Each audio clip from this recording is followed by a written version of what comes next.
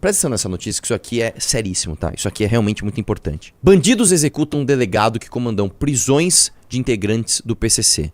O ex-delegado-geral de São Paulo, Rui Ferraz Fontes, foi assassinado na noite desta segunda-feira, dia 15, na região da Baixada Santista. Ele foi um dos primeiros policiais a investigar o PCC ainda no início dos anos 2000. Vou contar um negócio pra você, cara. Quando o PCC começou a crescer, quando o PCC, inclusive, inspirado no Comando Vermelho, começou a crescer, por que o PCC surgiu? O PCC surgiu para botar ordem dentro da prisão. Já que, infelizmente, no Brasil, assim como tudo, você não tem orçamento, você não tem disciplina, você não tem regra, as prisões brasileiras sempre foram um caos. E aí o PCC surgiu, inspirado no Comando Vermelho, para ter respeito entre os presos. O PCC surgiu para falar o seguinte, ó, você não mexe, você respeita a visita de outro preso. Beleza? Beleza. Aqui tem hierarquia, aqui você não mata quem você quiser, aqui você conversa. E se criou um comando para se ter uma hierarquia dentro da prisão. Foi para isso que o PCC surgiu. A partir daí, os caras falaram, a gente tem uma baita influência daqui para fora. Tem celular, tem gente para mandar recado. Vamos nos profissionalizar? Vamos crescer, vamos ficar gigante? Vamos dominar tudo? Esses caras estão dominando.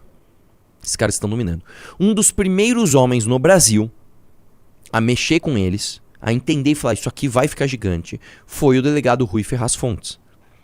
Ele foi lá e ele investigou e de forma absolutamente pioneira ele bateu de frente com o PCC. O que aconteceu em seguida? Em 2019, quando o Marcola foi transferido para um presídio federal, o Marcola deu um salve e falou, eu estou jurando de morte o delegado que me investigou primeiro. Por quê? Porque todo mundo sabe que sem o presídio federal, o Marcola continuava mandando. O Marcola continuava tendo regalia, etc. Foi pro presídio federal, isolou, aí ferrou. Falou, estão me isolando? Então é o seguinte, vamos jurar de morte o delegado. O delegado estava aposentado e em 2025 o crime organizado se sentiu à vontade o suficiente para executar este delegado, meio que assim, como se não fosse nada. E simplesmente a gente dá esse recado pro Brasil. Então vou ler a manchete aqui. O ex-delegado-geral de São Paulo, Rui Ferraz Fontes, foi assassinado no começo da noite de segunda-feira, dia 15, na região da Baixada Santista. A câmera de rua registrou o carro do delegado em alta velocidade que bateu num ônibus e ficou prensado entre dois veículos. Os atiradores saíram de um carro preto armados com fuzis e se posicionaram de frente para o veículo da vítima para atirar. O delegado morreu no local. A emboscada teria começado na frente da prefeitura de Praia Grande, onde Rui Ferraz Fontes era secretário de administração. Rui Ferraz Fontes foi um dos primeiros policiais a investigar o PCC ainda no início dos anos 2000 como delegado de roubo de bancos. Prendeu os primeiros chefes da quadrilha. De 2019 a 2022 foi delegado-geral de São Paulo quando prendeu outros chefes da facção que acabaram transferidos para outros presídios do Brasil. Em 2023 ele se aposentou e atualmente trabalhava como secretário de administração em Praia Grande. O atual delegado-geral de São Paulo, Arthur Dian, vai comandar a investigação do assassinato. A polícia trabalha com duas hipóteses: vingança pela atuação de Rui Ferraz contra os chefes do PCC ou criminosos contrariados com a atuação dele na prefeitura de Praia Grande. Na noite dessa segunda-feira, a Secretaria de Segurança de São Paulo informou que encontrou o carro dos assassinos.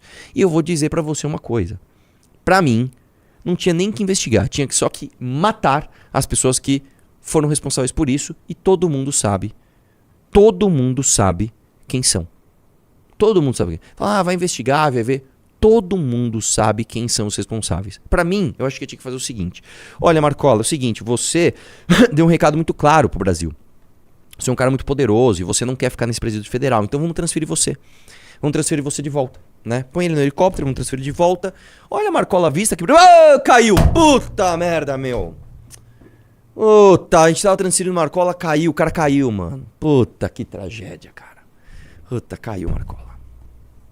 Que pena, caiu o Marcola. Eu acho que a solução é essa, irmão.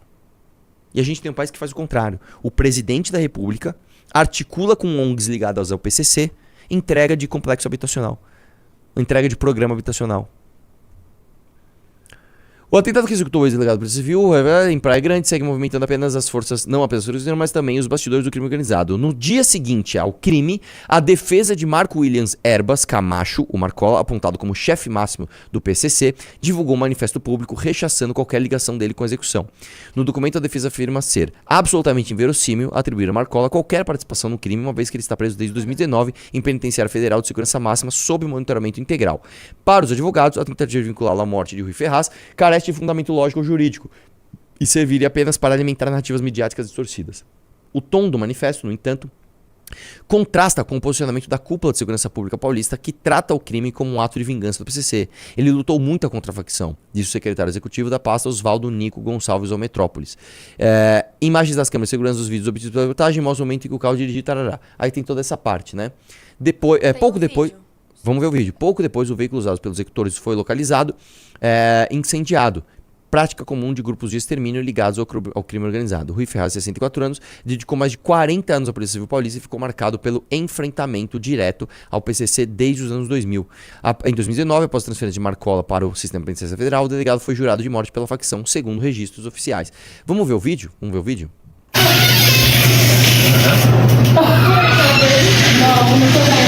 Ele já tava fugindo, bateu nos ônibus, ó. Aí os caras desceu. Não dá pra ver o carro. A outra contenção, ó. Os caras é profissional.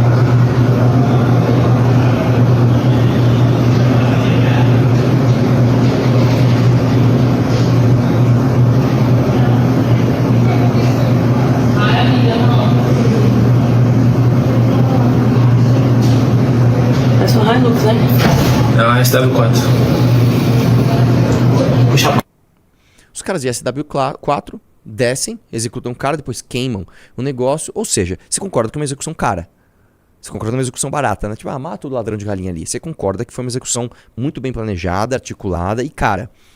Não tem nada a ver com o Marcola ainda estar vivo, não tem nada a ver com o PCC dominar, né, tudo aqui em São Paulo, não tem nada a ver com isso. Quem era Rui Ferraz Fontes, ex-delegado inimigo do PCC que foi executado? O ex-delegado geral da Polícia Civil, de 63 anos, foi executado nesta segunda-feira. Ao longo de sua trajetória, Rui ocupou alguns dos principais cargos da corporação. Foi delegado geral da Polícia, diretor do Departamento de Polícia Judiciária da capital, o DECAP, e atuou em unidades estratégicas como o DEIC, DENARC e DHPP.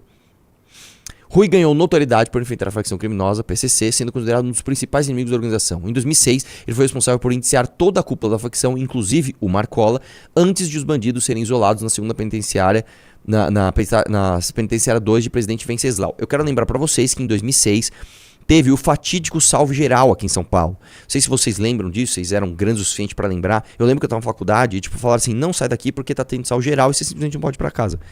E tá bom, a gente tem que ficar na faculdade lá esperando, tá, agora os bandidos deixaram a gente pra casa, beleza, então vamos pra casa.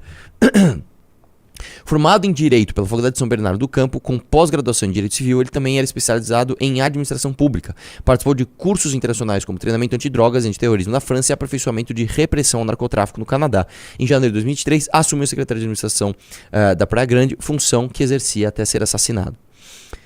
Imagens obtidas pela CNN mostra aqui o vídeo, né, dele sendo perseguido e ele fugindo, bateu o carro e tal. Ainda na ação, outras duas pessoas ficaram feridas. Uma mulher e um homem foram atendidos pelas equipes do SAMU de Praia Grande e encaminhados para a UPA Quietude. Após o ocorrido, o carro utilizado no crime foi queimado pelos criminosos. O policiamento foi reforçado no litoral de São Paulo e as investigações estão em andamento. Olha só, 15 minutos antes de sair do prédio, conversou por telefone com o procurador de justiça Márcio Cristino. Fui o último a conversar com ele. Ele não estava fazendo nada ligado à segurança, estava afastado da área, afirmou o procurador. De acordo com ele, Fontes saiu da prefeitura e foi seguido por bandidos, né? Uma vez, o algoz do PCC, pra sempre o algoz do PCC, cara. Uma vez que você bate de frente com esses caras, um abraço, não tem o que fazer, né? Por isso que eu falo, cara, a escolha que a gente faz aqui é uma escolha de vida mesmo. As pessoas até falam assim, pô, você não pensa em casar, ter filho? Cara, se a gente tá falando em prender e matar criminoso organizado, se nós estamos falando em arriscar as nossas vidas, né, pra virar esse jogo, cara, pra acabar com isso, como é que a gente vai ter, né, prioridade na nossa vida pessoal? Como? A vida é assim, cara, a gente escolheu isso, cara, e eu vou te falar, é todo dia enfrentando tanto ameaças ideológicas, de pessoas que querem nos chamar de nazistas, né, quanto ameaças muito, muito pragmáticas de criminosos organizados que não tem ideologia nenhuma e só querem continuar prosperando no domínio. E esses caras estão conseguindo, esses caras estão vencendo. Por isso que eu tô falando, aqui no Brasil, nós precisamos de pena de morte. Uma coisa que eu falei nos debates foi o seguinte: o mundo está indo no sentido contrário. O mundo está em crescente de países que aboliram a pena capital e as pessoas executadas por pena de morte estão caindo no mundo inteiro. Além disso, o mundo inteiro está investindo mais dinheiro e energia em políticas públicas preocupadas com direitos humanos. Só que o mundo inteiro está decaindo em taxa de homicídios. Pra você ter uma ideia, você tem número de taxa de homicídios desde o século XIV. Desde os anos 1300 você tem índices de taxa de homicídio no mundo. E você vai estudando e você vai vendo que o negócio foi caindo drasticamente. Né? Na metade do século XX para frente, de 1950 para frente, você teve inclusive um decaimento de países muito complicados em termos de violência.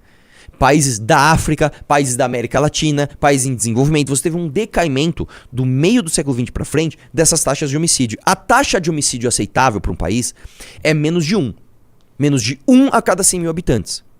Se você pega um país relativamente inseguro, que é os Estados Unidos não é um país seguro em termos de número de homicídio, você tem uma taxa de 7 homicídios a cada 100 mil habitantes. Sabe qual é a taxa de homicídios no Brasil hoje?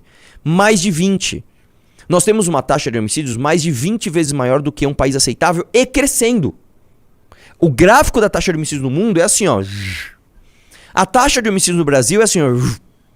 Nós estamos na contramão do mundo. Portanto, não dá pra gente olhar pra Suécia e falar, olha, você viu que a Suécia agora, né, tá um pouquinho preocupada com um pouquinho da subida de criminalidade lá. Os caras já estão prendendo um moleque de 13 anos. Na Suécia, escuta, eles estão reduzindo a maioridade penal, que é de 15 pra 13. Você tem 13 anos, você fez merda, você vai preso como adulto.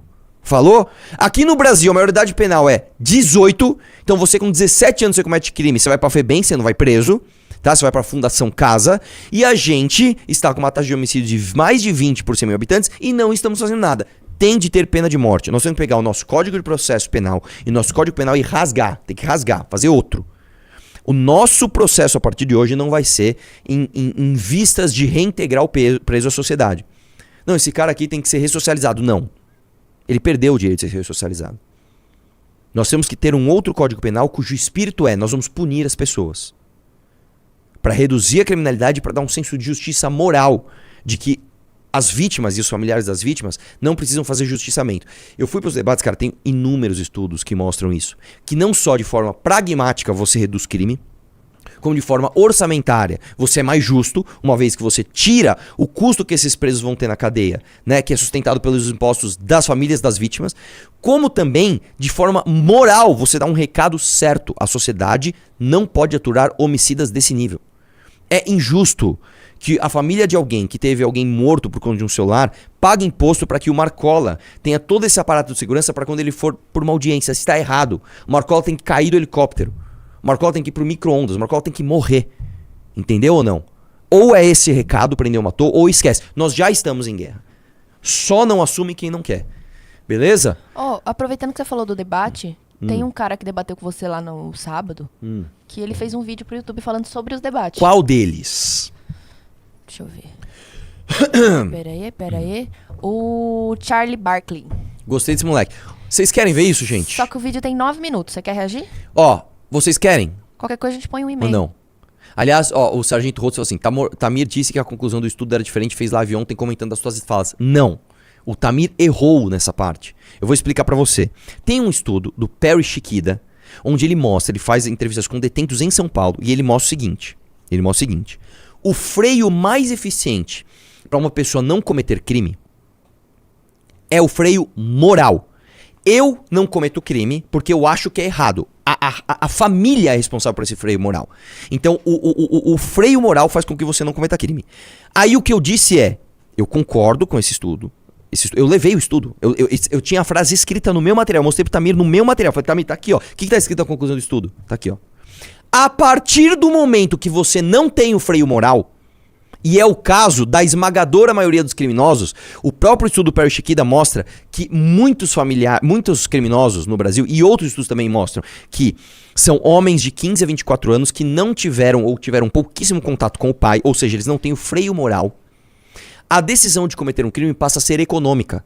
Vale a pena ou não vale a pena? É uma decisão simples, uma conta de qual o tamanho da recompensa, qual o tamanho da punição se eu for pego e qual o risco de ser pego. É uma conta simples. E aqui no Brasil, economicamente, faz sentido você cometer crime. Tanto que no próprio estudo, ele diz que 92% dos presos afirmaram que valeu a pena cometer o crime e que o crime deles não era necessário. Então não é eu cometi porque eu precisava cometer, não. Eu cometi porque fazia sentido e fez bem pra mim economicamente cometer o crime. O estudo diz isso, e eu falei isso lá pro Tamir.